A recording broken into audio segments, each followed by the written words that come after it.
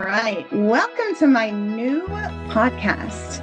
My name is Kathy Christensen, and I've been in the medical aesthetics industry for 25 years or so. During this time, I've had the opportunity to meet the most amazing people that make up this crazy industry.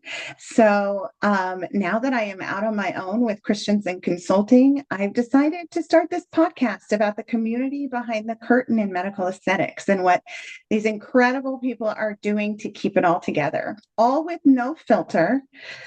So welcome to the Zero Filter Sessions. My guest today is genuinely one of my favorite people in the industry and outside of the industry as well, just one of my favorite people. She is truly unique, insanely intelligent, driven like no one else, and as humble as they come. Also, she has a wicked sense of humor, so I can't wait to spend time with her today. Rana Kennelly is a nationally recognized nurse practitioner, aesthetic practitioner, educator, and speaker with more than 2 decades of experience in aesthetic medicine. She's known for her authentic, warm, and direct teaching style and is deeply committed to equipping the next generation of practitioners with honest, comprehensive, and real-world education. She is a trusted speaker for leading aesthetic companies, including Galderma, Revance, and Palette Resources, where she shares her candid insights on delivering safe, natural-looking results rooted in ethics, science, and artistry. In 2013, Rana founded the Confidence Lab, a premier training center designed to elevate injector skill, confidence, and collaboration that recently launched its unmatched preceptorship program. It's in its second iteration of that. In 2020, she expanded her vision with the Confidence Bar, a boutique medical spa in Chicago focused on authentic expert care. Rana leads with integrity, heart, and fierce dedication to authenticity in both practice and education, where everybody grows together. Please welcome Rana Kennelly. It's so sweet. That's so nice. Look at us. We're both doing round of Yes, we're applauses. like, yay! Good job. Like, you're amazing. I'm just so lucky that I get to sit here and hang with you, girl. I Like, feel the same way. you've I got feel the such same a way. good reputation, and I'm just lucky to Oh, be in your space. I just love it. I I feel the love same it. way. I Ronnie, you know. are like such a light in the industry. And I know that I'm sure you hear that all the time, but your authenticity is wonderful, especially because your authenticity is so beautiful. Like I know some people, if they were Oh. their authentic selves, they'd be like, "Ooh."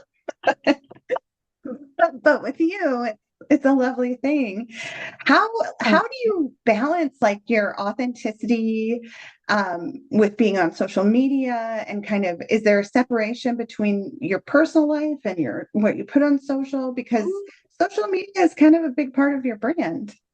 Yeah, no, I think that's kind of like I just got back from a conference this weekend, and I think that the nicest compliment I get is you're exactly the same as you are in person and how you show up in social media. But one of the biggest compliments that I get, they're like, you're so beautiful in real life. And I'm like, yeah, I look like a pile of shit on social media because I'm often on my toilet or lying in my bed at the end of the day. You know what I mean? Talking on stories. So I'm like, why, thank you. So I get a bit of a confidence boost when people are like, you look way better in person. That's hilarious. Do you have a hard time? Like, are you okay opening your, because I know recently you've had a little bit, it's Yeah, rough out there. People are rough yeah. out there. Look, social media is a devil and a saint. And part of being an aesthetic practitioner is that you have to be on it. It's part of the job. Mhm. If you're not going to do it yourself, you have to hire someone to do it for you. I haven't done that because then you just lose that connection and that authenticity. So the easiest way for me to show up is how I am or who I am. And the easiest thing for me to share, more so on stories, is my family because they're the people that I want to hang with the most, you know. And it's only been sort of recently because I've got children that are 12 and 14, but they always thought that I was just FaceTiming with my mum. They didn't know that I was on social media until the last couple of years. And now they've even said the word Instagram and things like that. And I'm like, because I don't want them, I don't let them have devices and social Mhm. media, but they know now. But it's I'm not sharing a ton. It's kind of weird because when I started on social media several years ago, I remember asking someone, I don't know what to do on these stories. What is a hashtag and what's all this? And they're like, Rana, you have to take a photo of your coffee in the morning. And I immediately went, I don't drink coffee. Or, well, take a photo of what you're eating for breakfast. And I'm like, that is weird. The concept of it was so weird to me. But then when they said to me, tag the business that you're eating your panini at or your bagel at, and it supports their business. And that's when kind of a light switch went off. I went, what? I can Mhm. support another business by saying where I'm eating.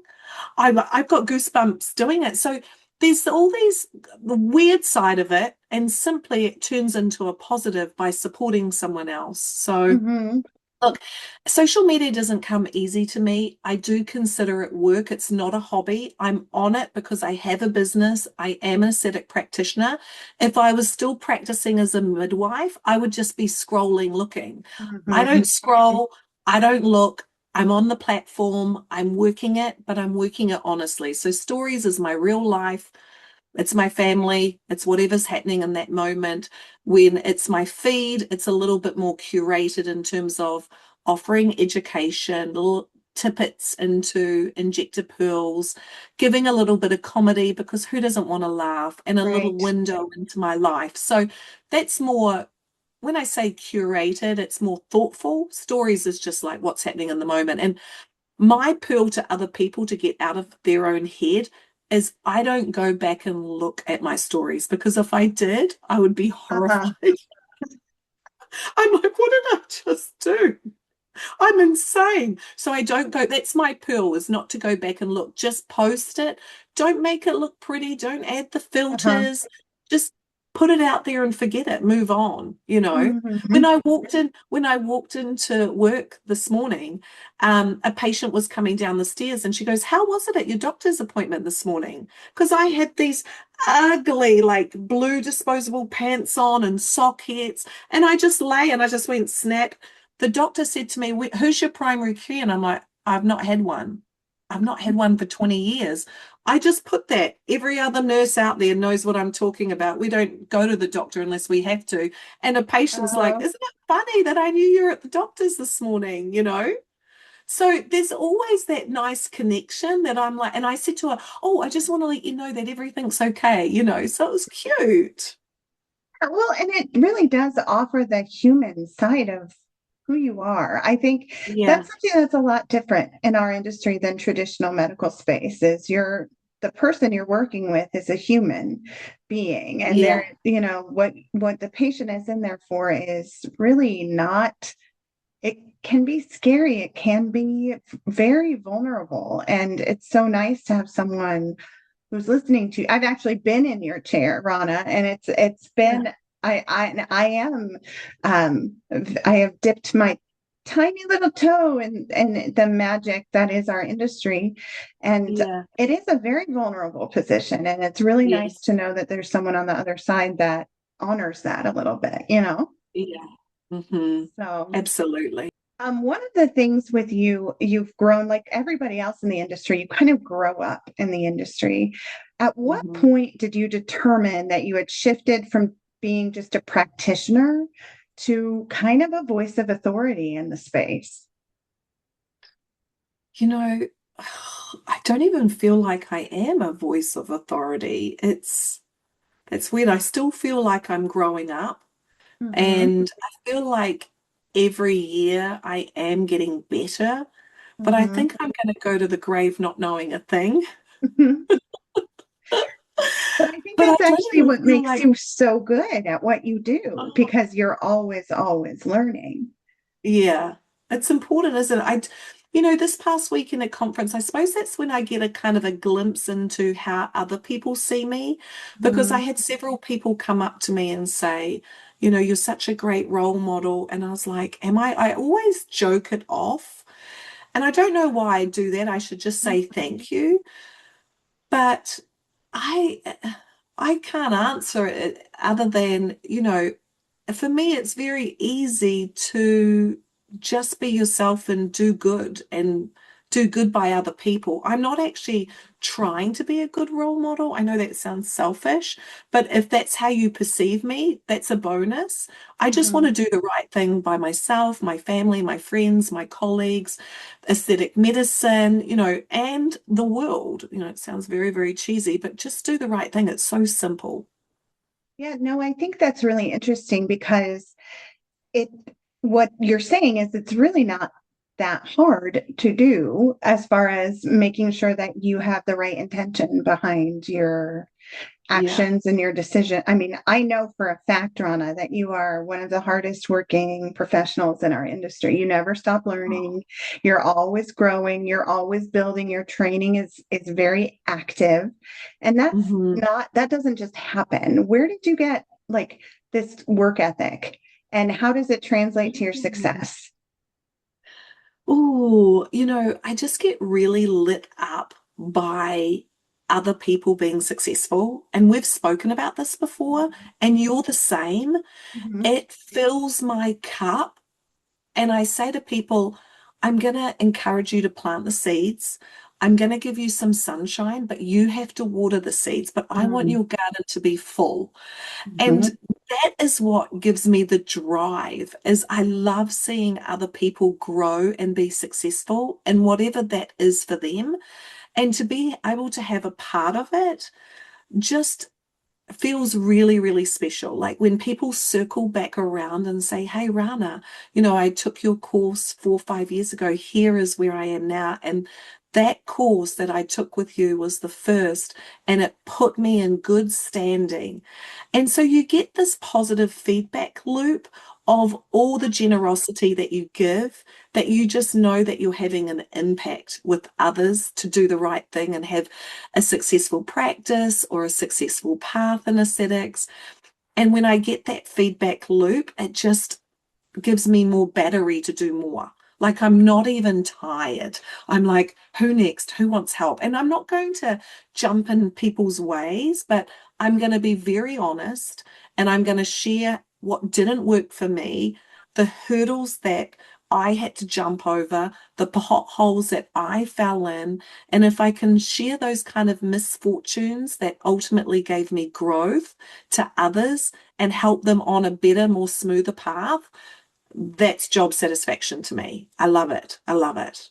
Yeah, no, absolutely. Now, if you go kind of going down that path a little bit, what like piece of advice would you give your like young Rana, young baby Rana, little baby in Mm, the industry?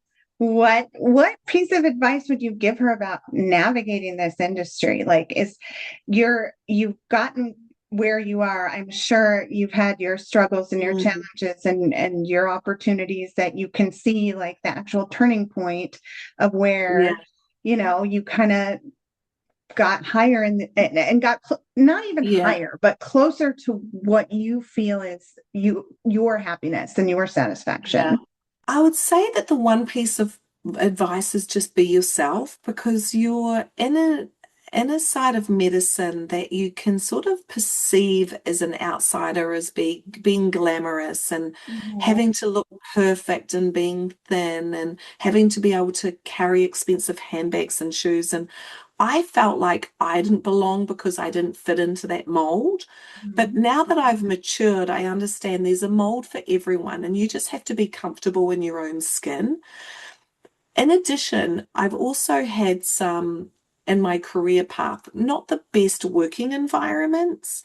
And Mhm. I hear this for other people that circle in with me and looking for my mentorship. And I say, look, you also get to create a really special environment in your treatment room. So block out the noise in the practice and really create those trusting relationships in the treatment room. Because I did that for years. The business that I was working in wasn't the most positive, motivating, uplifting. It was the treatment room that I created with the patients, that was kind of the little safety nest for me and the patient. So I didn't let the noise interrupt me, and I also didn't let it change me. So I've always been myself. I've always led with integrity. I've always led with doing the right thing by patients, by my peers. But I have worked in practices where I have to do what my boss tells me, even sometimes when it's not the right thing. And this was years Mhm. and years ago. I Mhm. remember one of my first bosses, he said to me, "Hey, Rana, we've got 50 syringes of radius, get injecting." And I would be like, "Yes, sir." And I caught up with this doctor last year in Palm Springs. He had moved, and he goes, "You were so good because whatever I told you to do, you just did." And he goes, "I would tell you to do that because I got 50 free." And I'm like, so I didn't know the behind the scenes, Mhm. and I was a good worker, but now as I grew, I knew not to do those things because I'm like, I'm not going to do it because it doesn't feel right, but I didn't necessarily know what was right, but I went on my gut instincts. But I didn't Mhm. have that maturity at the beginning because I Mhm. didn't know. And remember, this is 20 plus years ago when none of us knew much in Mhm. aesthetics. So I'd say be yourself, create a positive space. You can also learn in negative environments. There's always Mhm. something to pick up, and you can learn and grow in that.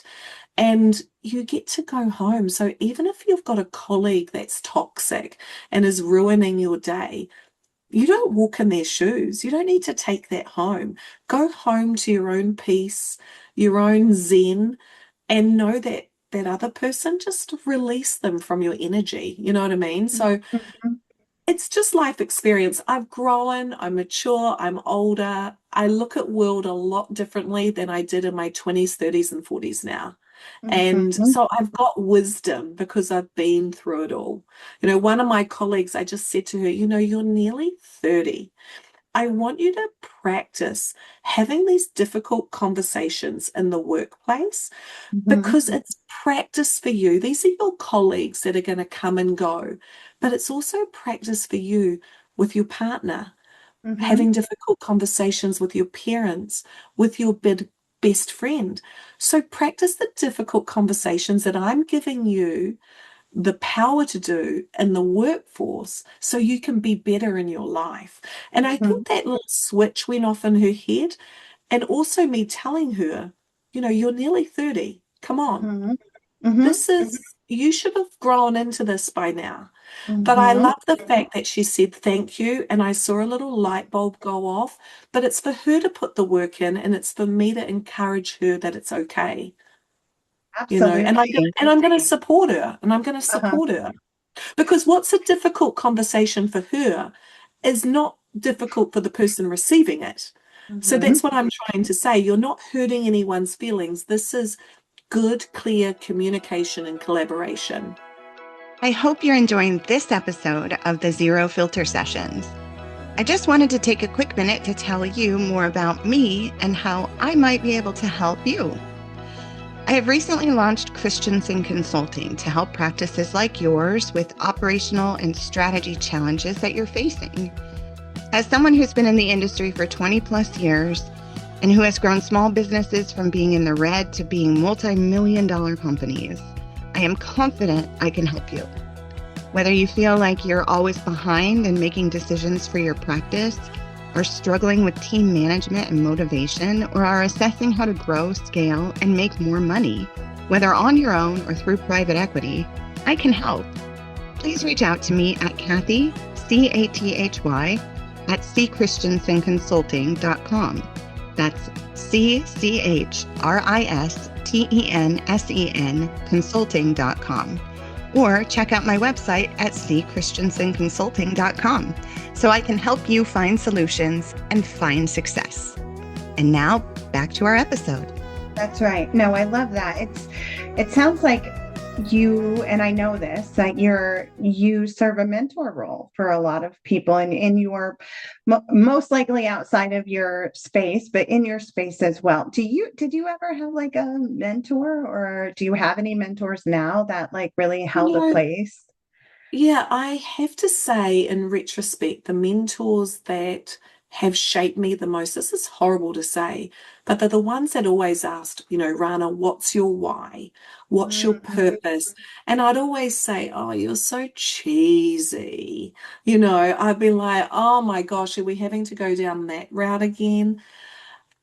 Those have been three really good best friends in my life. And I hate to say this, I must be cursed, but they're three good friends that have passed away. Gosh. So you kind of, I know, so you carry, I think too, because they've passed on, I carry within me these conversations that keep them alive and the Mhm. challenging conversations or the things that make me think you gave me so much. So Mhm. I think that that's what comes to mind straight away because I just carry pieces of them with me every single day and I want to make them proud of me Mhm. and I don't ever want to forget them. Well, and I think that's true. How amazing for you to be they the some of the best parts of them live on through you, which is Yeah. an amazing thing. They're still mentoring people, even, Yeah, well, that's the funny thing. In my mind, I go, "Oh my gosh, they're watching. What did they coach me to yeah. say? What would they expect me to do?" And you kind of Mhm. feel them around you, like, Rana, you've got this. And it's weird, but like, I want to make them proud. Right. Well, it's Yeah. very interesting. It's that thought. I'm going to get really crazy and weird here, but I've been thinking about this a lot, and I'm not sure why, but the thought of ancestors. There are a lot of cultures, Mhm. that really honor their ancestors. A lot of Yeah, them, just Americans, not so much. But that's yeah, truly a big part of where people derive their strength and their kind of yeah, path of.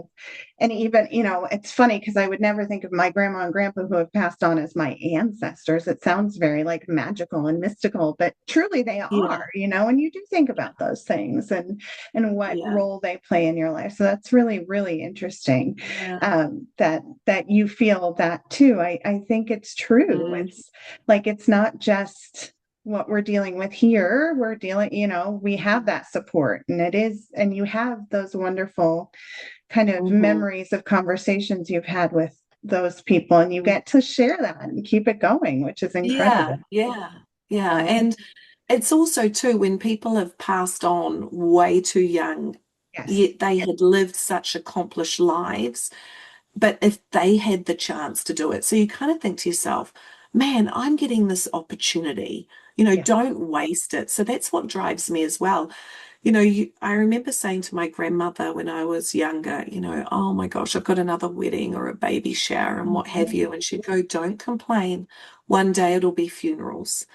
And I was like, my grandmother's so morbid, but I've stepped into a part of my life where that is it now, so I'm much more grateful and success is a lot quieter for me Mhm. and I've got much more meaning for life, and I'm more grateful to still be here, you know. Yes. No, and I Mhm, think that's part of it, the gratitude of just mhm. like I've gotten to a point where when my family is together for anything, I'm just like take a moment and be like, hey, everyone's healthy, everyone's here, everyone's like being sometimes obnoxious and drinking all your wine, but it's okay. Yeah, They're here, and those are gifts because they won't always be that way. And it is, I don't yeah, think it's morbid. I think it's just awareness, yeah, and gratitude. Oh, yeah, so yeah, I'm curious, and I am really curious about this one, just kind of switching gears. yeah. What is the most bizarre request you've ever had from a client?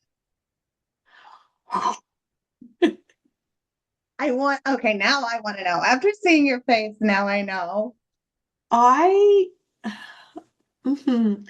Well, I think first and foremost, as an aesthetic practitioner, you are really a lock and key.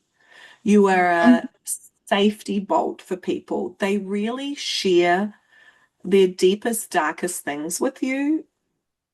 And I just lock it up. I don't Mhm. tell a soul. Sometimes I might have to debrief about it, but it's like, and then we unlock that again at the next appointment. I would say that I'm sort of hearing these things all the time. Uh-huh. But some things that sort of stand out. I had a gentleman, this is several years ago now.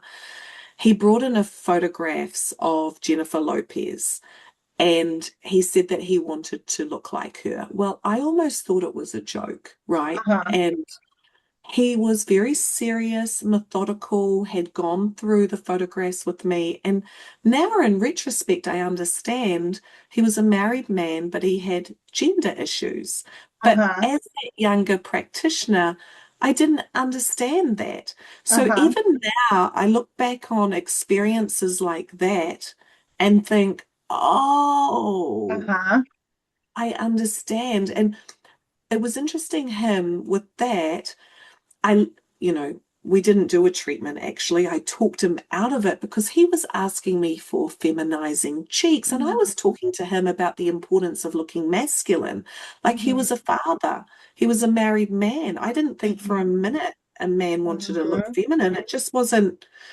This was, a long time ago. I'm different. I say, I don't presume. I say to Mhm. people, what do you want? You want to look like a hunky, like lumberjack, or do you want to look like boy band? Or I'll kind Yeah. of be a little bit more playful and sort of get more of an understanding. But I remember leaving work that day and I was walking down the street to catch the bus. And I looked into a window, and the same man was having dinner with his wife and two kids. Oh my. And I was like, Uh-huh. this is so interesting. And so Uh-huh. there's been moments like that in my career that I grew into an understanding of and I would handle very differently now. Uh-huh. And it's been kind of the fun stuff, like, can you like inject my nipples or my G spot? And because they find out that I've been a midwife, I'm like, sure, those sorts of things. But also, I've worked for plastic surgeons, so Mhm. we've done a lot of reconstruction. So with breast reconstruction, giving someone the projection of the nipple or Mhm. um, just helping with like little things, cosmetic things that have come from not an elective procedure, but something that has been traumatic in their life and you can make it look better. So there's always some quirky requests, and I say now that I'm much more confident saying no. I'm much more confident referring it out. But one thing that has helped is social media because you're able to put out there your philosophy and what your care is and a soft and a natural result. So I would say thinking about it just with social media now, I've got more drawing to me that is of a similar mindset rather than before social media. I would have kind of this different quirkiness and not the alignment straight away. I think social media has brought in the alignment a lot Mhm. quicker, and people are coming to your practice because there's a mutual understanding of the aesthetic. Yeah, no, that makes perfect sense. It's almost like your first filter for Yeah, to get, your ideal client to your business.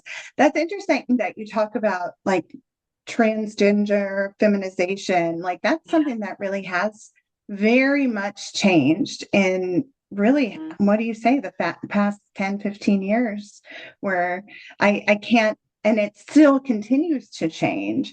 Is that something that can be helped significantly through just because I don't know, through Yeah. non-invasive aesthetics, or is it Yeah, something it that can, needs to absolutely. It be can make, yeah, it can make people feel much more confident in who they believe that they are and showing up in the world confidently.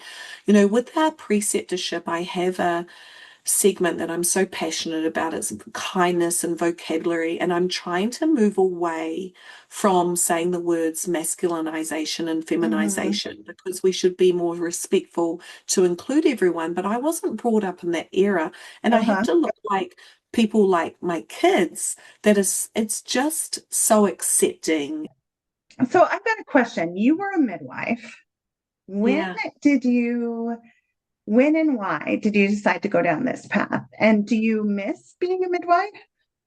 Yeah, I Do do. you? I I do. bet you I do. don't, I do not miss the night shifts. I do not miss the, 20-hour birthing mothers that, were trancing out with me. Um, but it was a beautiful part of my career. I'll be forever grateful.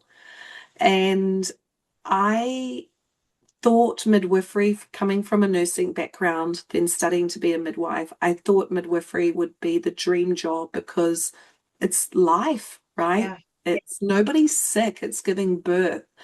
And I worked in a high dependency unit in London, and with that came fetal death, maternal death, and Mm. it just hung heavy. And I was the young, enthusiastic midwife that the burnt out midwives gave me the hard stuff. Here, and I'd come into morning handover. Here she is again. Give her the. Da, da, da, da, da, da. Uh, So it just became heavy. mhm. And we worked in, I was at Guy's in St. Thomas's in London, and we worked in a tool. I think this was the day that I just, I'm like, I can't do this anymore. There were many things that happened, but this was the day where I was like, no. And we worked in a tool hospital. You couldn't open the windows, of course. Mm. And when in our culture, when someone passes, you have to lift the window to let the spirit out. Mhm. And I just got tired. I know it sounds so little and benign, but I got so tired of not being able to open a window and I just cracked. Mhm. And we would the volunteers would have shoe boxes and they would crochet little beds for the babies that had passed, either elective or not, Mhm. stillbirths. And I was that midwife that one of the things that I'm really proud of was I was that midwife that managed to pass in the hospital system, which is hard, to get a professional photographer to come in and take photos of the little babies that had passed, so that if a family didn't want to see, and some didn't, but they were filed in their chart so that years later they were told that they were there should they want to. Well, I was the aesthetic midwife where I made them look pretty with Uh-huh. all the volunteer knitting and crocheting, and their little skins were delicate, so I would always make everyone look really nice. And I thought that I was going insane because I would be talking to them and telling them what I was doing. So it got to the point where I was getting burnt out. I couldn't sort of follow what my heart wanted. I Mhm. made a really good initiative, and now I'm like, where do I go when nobody dies? That's Yeah. ultimately what I thought. This was my dream job and I loved it and I was good at it.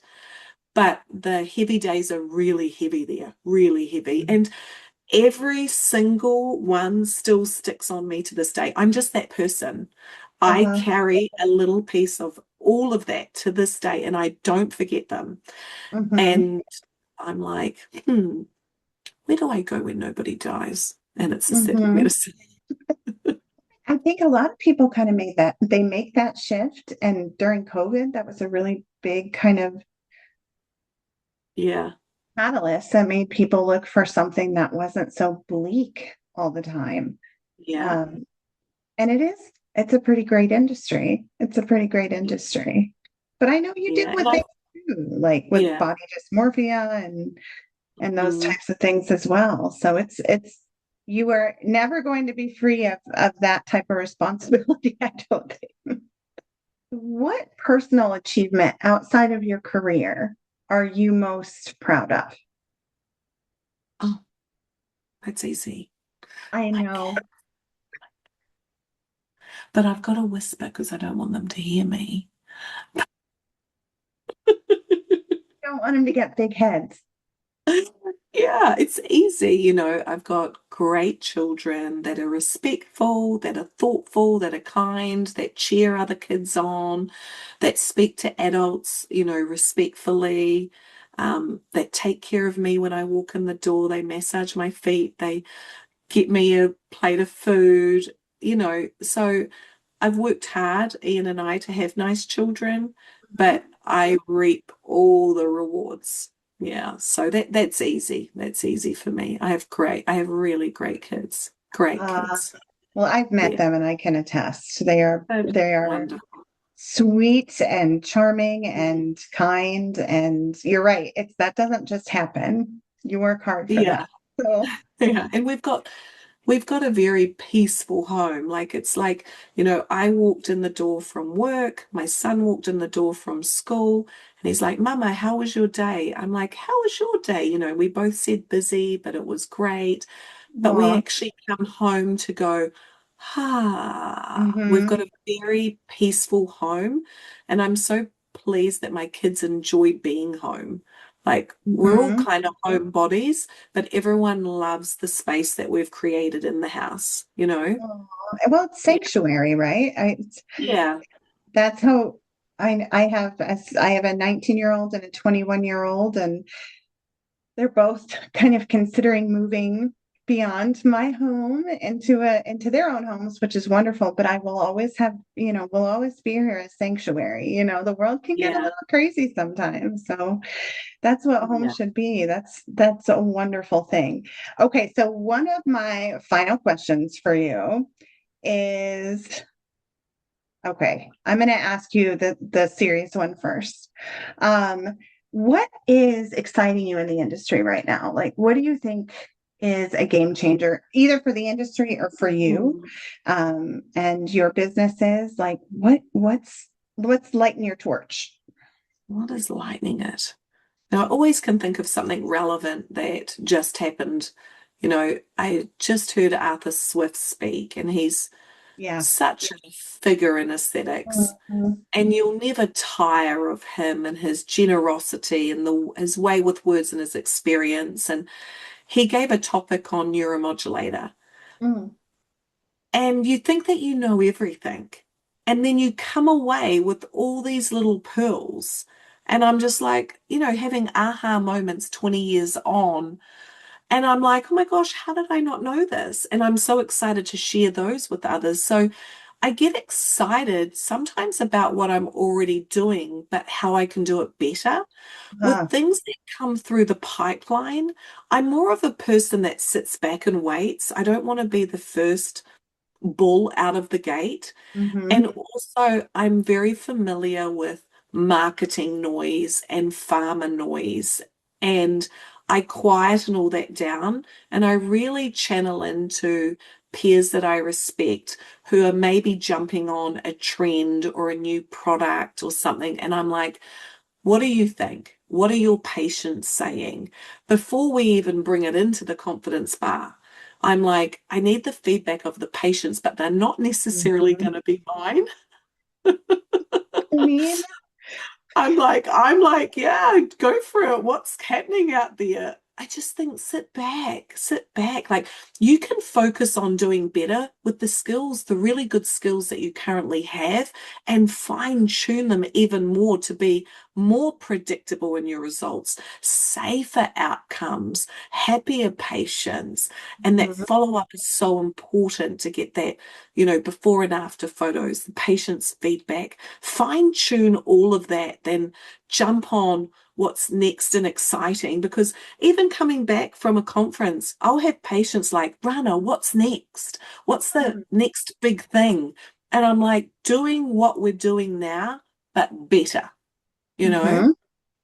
Yes, absolutely. Tell me a little bit more about that. Why do you kind of preach that giving yourself time to assess something and sit back? And I think there Yeah. are I think there are probably benefits to both, like to either be an early adopter or to wait.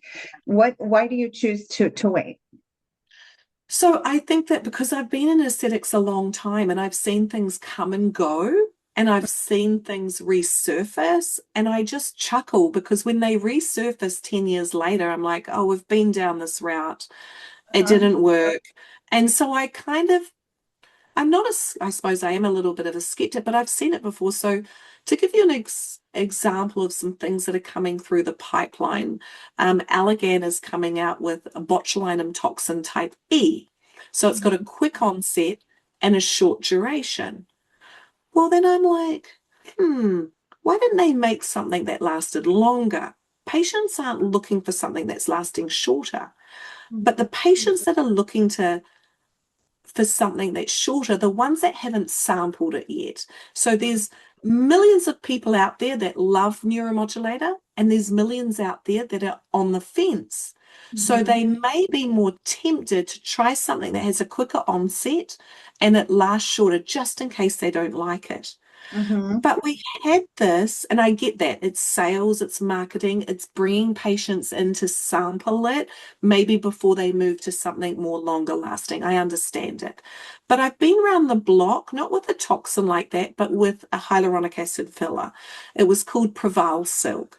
Its duration was 3 months. It was a syringe, and they marketed it to do lip filler for brides. Let them sample it, and then it's not going to last too long.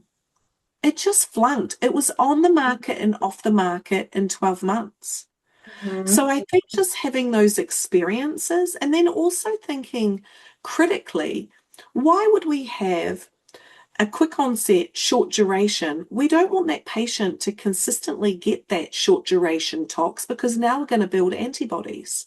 And Mhm. now we're going to build resistancy because every time you get a neuromodulator treatment, it is like getting an immunization. Your immune system kicks up. So there's just things to me like when that gets approved, and it will. Allergan, has had it in the pipeline for a very long time. They just didn't want it to compete with Botox Cosmetic because that's their you know, big Mhm. stayer, and it's got great brand recognition, of course. So they didn't want to bring in their own competition, but now there's other neuromodulators out there. They're more price effective. They're going to bring something else in. It's a good time for them. Um, I'm not going to be injecting it first. Mhm.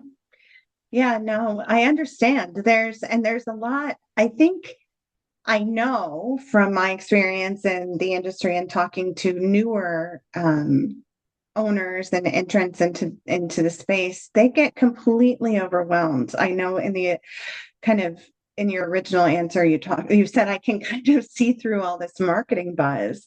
I don't know how many people would come up to me at like a boot camp event that would talk about like which laser should I buy? I feel like I need to buy a laser that sale's going to be up at the end of this event. And it's like, girl, there's going to be another sale. I promise you. They'll extend it. They'll extend the sale. Right. They're not just going to forget about you, I promise. But that's a big part, like not to be so Mhm. cynical that you pass up the things that can help you grow the business, but also to look Mhm. through things from a very realistic lens. And I think Yeah. that can be this industry can be very overwhelming with its marketing and its buzz talk. Um, Yes. so Yeah. So tempting. There's so many shiny little toys and things that, just sit well, quietly. I Yeah. love the like sit and watch. That's Yeah. actually going to happen. And there are Mm. forums in the industry if you feel like you don't have a place to go. Yeah. People are willing to share their feedback. Everyone, if they can help, they will. I think that's Yeah. fair to say in this industry. I mean, there's Yeah. definitely people who don't want to share with their competitors, but it's a big country, so you can get on those Yeah. forums and start kind of asking too. So my final question for you is, at this point in your career, what do you believe your theme song would be? It's really important. Oh my gosh. My team would tell you all my theme songs. They know. Even when we were away this weekend, we're like, Rana, should we ask for this? All my theme songs have a theme, I suppose, like Man in the Mirror by Michael Jackson, It's a you know, classic. Reflection, again, Do the Right Thing. Yes. Reflections can be I fun. Is that what you're talking about? Yeah, Yeah. yeah. And a big one that I always play at the office is This Is Me from The Greatest Showman. Oh, And I love it because the woman has a beard and she's yes. just like, Yes. I used to and work I with just that love one. it. Yes. Yeah, so my team will know my theme songs more than me because they're just the ones that I put on. But they're powerful and they're moving and they mean something. Yeah. They give you that Yeah, spark. All yeah. right.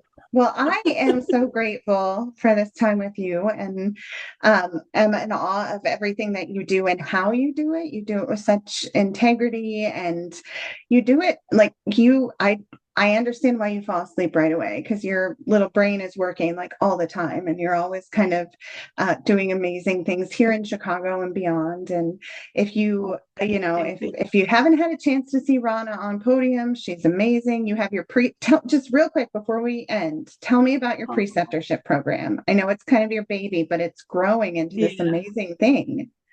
Yeah, it's something that my only regret was not starting it earlier. Okay. And it just warms my heart and fills me with pride. You know, our team has worked really, really hard.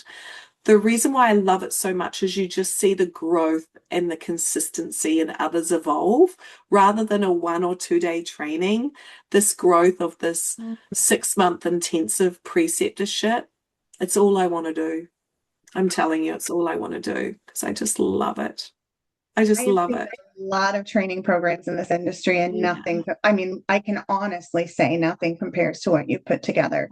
And you thank should you. be so proud. I had the honor of being at your graduation ceremony, and there was a Yeah, mother thank you, there, Kathy. right? I know. She was pregnant when she started, and the baby was at Yes, the graduation. Like, talk about yeah, dedication.